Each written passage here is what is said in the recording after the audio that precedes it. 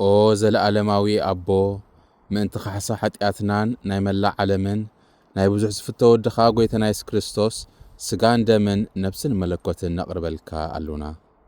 ምእንቲ ሰቓይ ዝመልኦ ሕማማቱ ንዓና ንመላእ ዓለምን መሓረና። ምእንቲ ሰቓይ ዝመልኦ ሕማማቱ ንዓና ንመላእ ዓለምን መሓረና። ምእንቲ ሰቓይ ዝመልኦ ሕማማቱ ንዓና ንመላእ ዓለምን መሓረና። ምእንቲ ሰቓይ ዝመልኦ ሕማማቱ ንዓና ንመላእ ዓለምን መሓረና።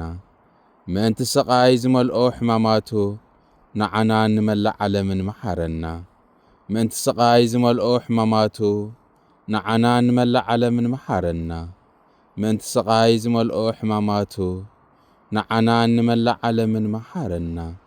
ምእንቲ ሰቓይ ዝመልኦ ሕማማቱ ንዓና ንመላእ ዓለምን መሓረና። ምእንቲ ሰቓይ ዝመልኦ ሕማማቱ ንዓና ንመላእ ዓለምን መሓረና። ምእንቲ ሰቓይ ዝመልኦ ሕማማቱ ንዓና ንመላእ ዓለምን መሓረና።